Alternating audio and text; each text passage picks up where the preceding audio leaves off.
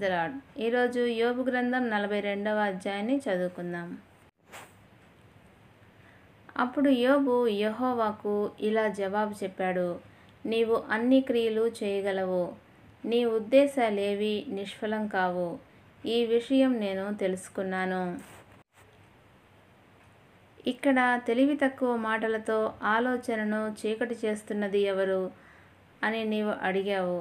అలాగే నాకేమీ అర్థం కాని విషయాల గురించి నేను మాట్లాడాను. ఆ విషయాలు అద్భుతంగా ఉన్నాయి, నా గ్రహింపుకు మించినవి. ఇప్పుడు విను, నేను మాట్లాడతాను, నేను నిన్ను అడుగుతాను, నీవు జవాబు చెప్పు అని నీవన్నావు. చెవులారా, నిన్ను గురించిన వార్త నేను విన్నాను. ఇప్పుడు నా కండ్లు నిన్ను ప్రత్యక్షంగా చూస్తున్నాయి. అందుచేత నన్ను నేనే యావగించుకుంటున్నాను. దుమ్ములో బూడిదలో పడి పశ్చాత్తాపపడుతున్నాను. యోబుతో మాట్లాడటం యెహోవా ముగించాక తేమాను వాడైన ఎలీఫజుతో ఈ విధంగా అన్నాడు. నా సేవకుడైన యోబులాగా మీరు నాతో సరైనది మాట్లాడలేదు. అందుచేత నా కోపం నీ మీద, నీ ఇద్దరు స్నేహితుల మీద రగులుకుంది. కనుక మీరు 7 ఎద్దులను 7 పొట్టేళ్లను తీసుకొని నా సేవకుడు యోబు దగ్గరికి వెళ్ళండి.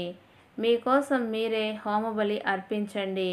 అప్పుడు నా సేవకుడు యోబు మీ పక్షంగా విజ్ఞాపన చేస్తాడు. నేను అతని ప్రార్థన అంగీకరించి తద్వారా మీ మూర్ఖత్వాన్ని బట్టి మిమ్ములను శిక్షించను. నా సేవకుడైన యోబులాగా మీరు నాతో సరైనది మాట్లాడలేదు.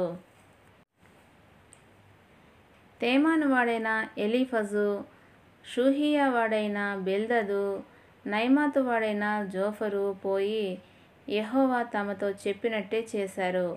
యెహోవా వీరి పక్షంగా యోబు ప్రార్థనను అంగీకరించాడు. యోబు తన స్నేహితుల పక్షంగా ప్రార్థించిన తర్వాత యెహోవా అతన్ని ముందు ఉన్న క్షేమస్థితికి తిరిగి తెచ్చాడు. మునుపటి దానికి రెట్టింపు అభివృద్ధి అతనికి ప్రసాదించాడు. అతని సోదరీసోదరులంతా వచ్చారు. అంతకుముందు అతనికి పరిచయం ఉన్నవారంతా కూడా వచ్చారు. అతనితో కూడా భోజనం చేశారు.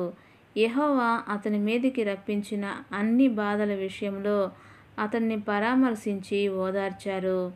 వచ్చిన వారిలో ప్రతి ఒక్కరూ 1 వెండి నాణెం, 1 బంగారు ఉంగరం అతనికి ఇచ్చారు.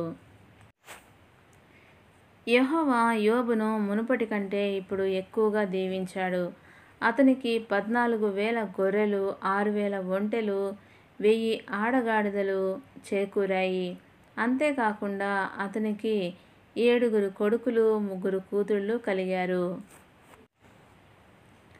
అతని పెద్ద కూతురికి ఎమీమా అని, రెండో కూతురికి కెజియా అని, మూడో కూతురికి కెరెన్ హపుక్ అని నామకరణం చేశాడు. ఆ దేశమంతట్లో యోబు కూతుళ్ళంత అందమైన స్త్రీలు ఎక్కడా లేరు.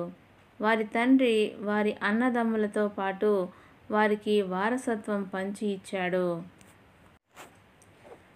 ఆ తర్వాత యోబు 140 సంవత్సరాలు జీవించాడు. సంతానాన్ని, వారి సంతానాన్ని 4 తరాల వరకు చూశాడు. అప్పుడు యోబు పండు ముసలివాడై చనిపోయాడు. దేవుడి పరిశుద్ధ వాక్యమును దీవించునుగాక.